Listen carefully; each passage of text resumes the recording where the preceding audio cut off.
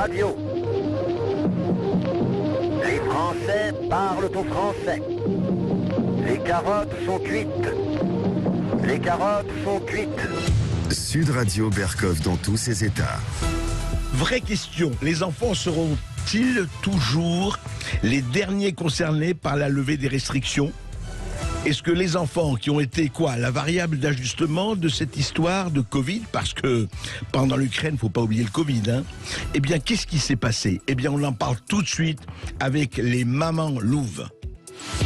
Sud Radio Berkov dans tous ses états, le fait du jour. Et on avait reçu notamment Roxane Chafei, cofondatrice de ce collectif. Bonjour Roxane.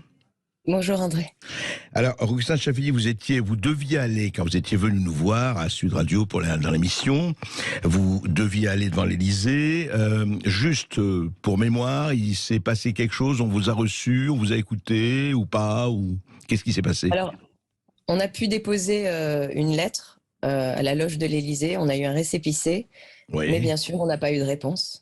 D'accord, c'est ça, voilà. Vous avez eu un récépissé, c'est intéressant. Le récépissé, c'est toujours une excellente manière de beauté en touche. Mais ne parlons pas de cela, parlons du 14 mars, c'est-à-dire, vous le savez tous, lundi, le gouvernement, dans sa mansuétude extraordinaire, et pour des raisons qui n'ont rien à voir avec les élections, soyons absolument clairs, rien à voir, donc suspend le pass vaccinal, lève l'obligation de porter le masque dans les lieux publics, et voilà, tout est bien, qui finit ou qui commence bien, à votre avis, Roxane Chafei, qu'est-ce que vous en pensez ? Alors déjà, c'est un allègement du protocole. Alors nous, on parle pour les enfants, bien sûr, parce que c'est notre cause. On ne parle pas d'un arrêt, on parle d'un allègement. On passe du niveau 2 au niveau 1.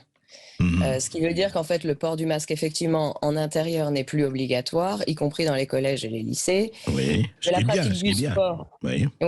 pratique du sport, on s'en réjouit, c'est sûr. La pratique du sport, maintenant, peut être sans restriction. En revanche, on garde quand même le climat anxiogène, parce que les élèves cas contact, vaccinés ou pas, vont quand même devoir faire, bien sûr, des autotests, que le ministère recommande le port du masque pendant 7 jours si on est cas contact, et un isolement pour les élèves non vaccinés dans les collèges et les lycées pendant 7 jours. Voilà. Et alors justement, et j'aimerais beaucoup avoir votre réaction, et vous avez sûrement des exemples, Roxane Chafei. Nous avons reçu avec Augustin Moriot ce témoignage de la psychologue Marie-Estelle Dupont, qui a reçu donc un message d'une mère. Je vous le lis. Et il y en a eu sûrement d'autres. Bonsoir, ma fille aînée est en 6e. Elle a eu le Covid en janvier et nous ne souhaitons pas la vacciner. Elle est très heureuse de pouvoir enfin enlever le masque lundi, donc ce dont on parlait. Et j'apprends ce soir que ma fille sera isolée 7 jours s'il y a un cas dans sa classe. Mon Dieu, mais dans quel pays vivons-nous ? Aidez-nous. Alors, qu'est-ce qui se passe ? C'est-à-dire, est-ce que c'est exact que, par exemple, si une jeune fille, une élève n'est pas vaccinée, il y a un cas contact, pas elle, dans sa classe, et elle est isolée 7 jours ? C'est maintenu, ça ? C'est ce qui est écrit, c'est ce qui est prévu, en fait. Ouais. Donc, il continue à faire en sorte que les élèves restent dans ce climat anxiogène, et en fait ils en sortent pas, ils voient pas la fin du tunnel. Mais c'est pas la première fois.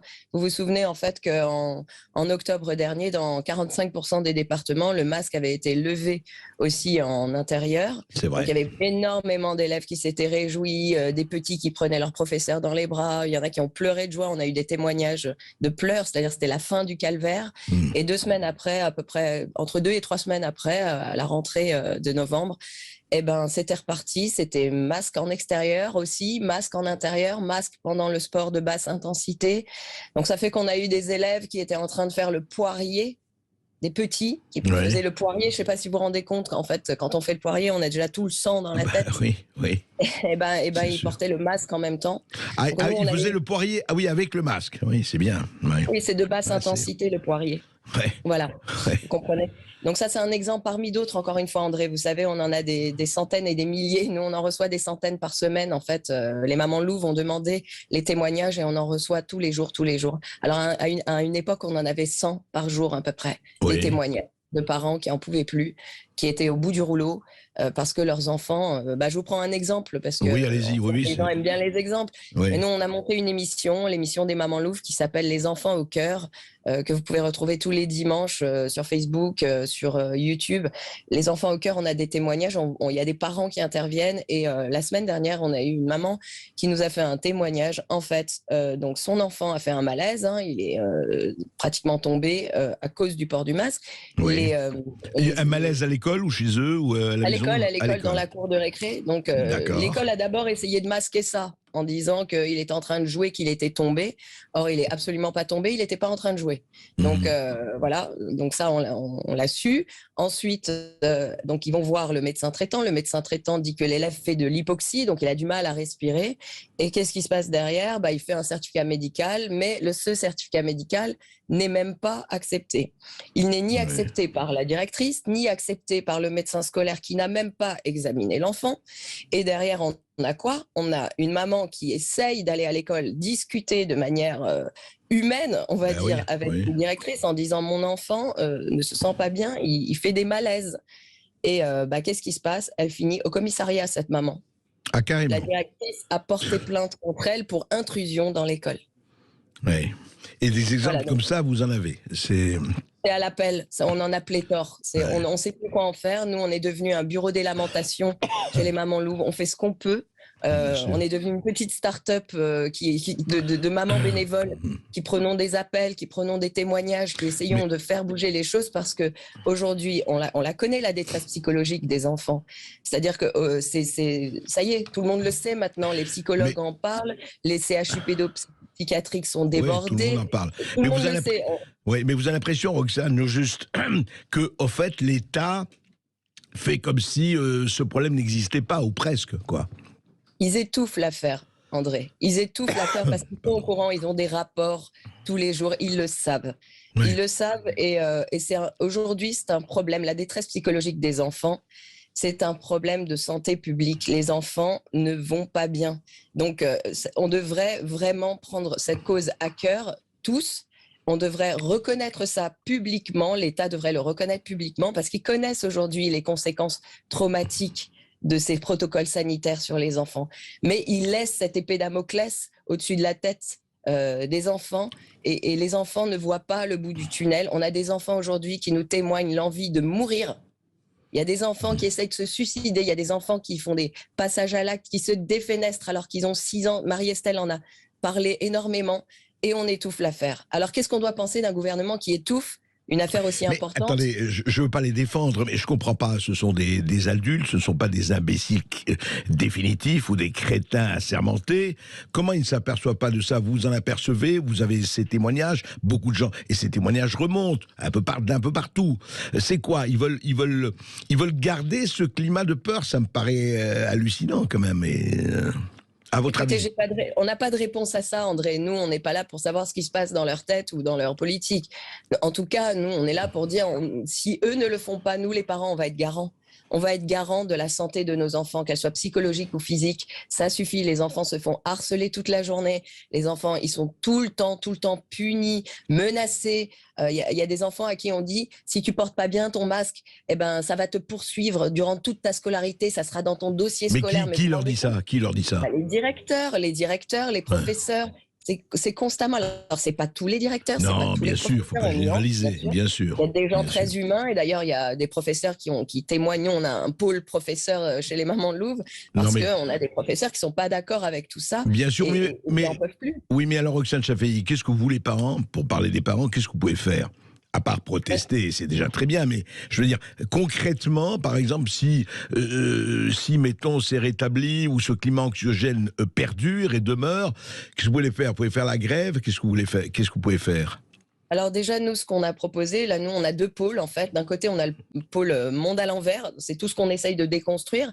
D'ailleurs, on a été obligés, nous, aujourd'hui, par exemple, les Mamans Louves se sont associées avec d'autres collectifs, des collectifs d'orthophonistes, des collectifs de pédiatres, avec d'autres associations de protection de l'enfance.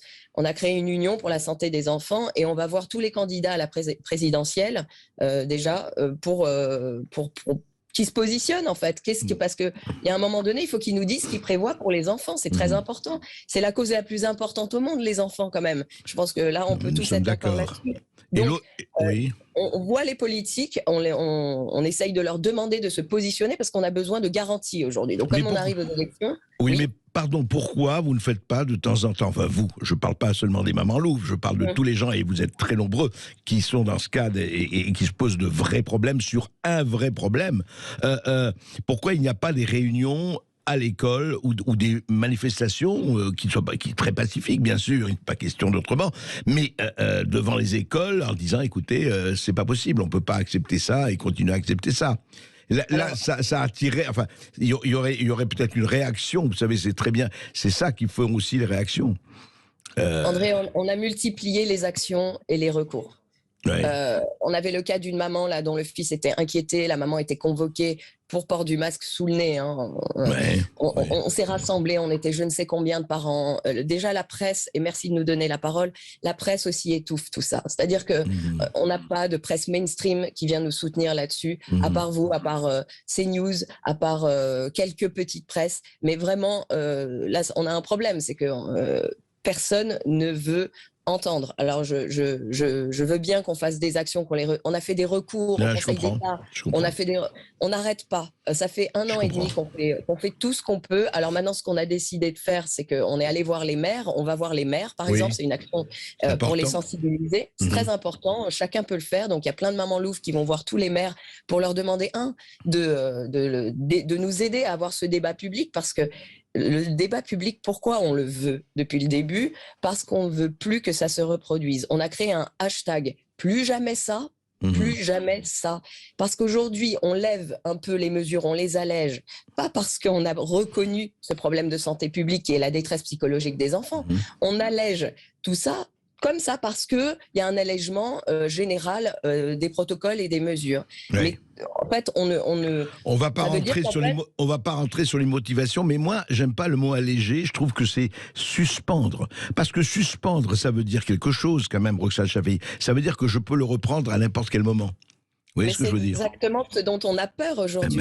C'est ça le problème. C'est pour ça que nous, on est sur le plus jamais ça. Il ne faut plus que ça se reproduise. Et c'est pour ça qu'il faut que ça soit reconnu. C'est pour ça qu'on demande un débat public pour qu'on le reconnaisse. Donc là, en fait, on tourne en rond avec le fait qu'on ne puisse pas obtenir de débat public, c'est sûr.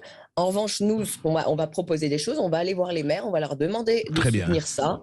Et puis, on va leur proposer aussi des choses pour réparer. Donc, monde à l'envers, on déconstruit. Monde à l'endroit, on reconstruit aussi. Voilà, c'est très bien. On va proposer des cercles de parole dans les écoles, parce qu'il faut que tout le monde puisse s'exprimer, que les professeurs aussi puissent s'exprimer. Roxane, c'est très bien, les mamans louves, vous êtes pleine, vous êtes emplie d'initiatives et c'est très important.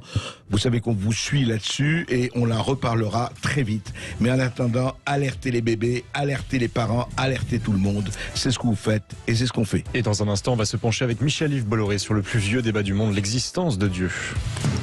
Sud Radio.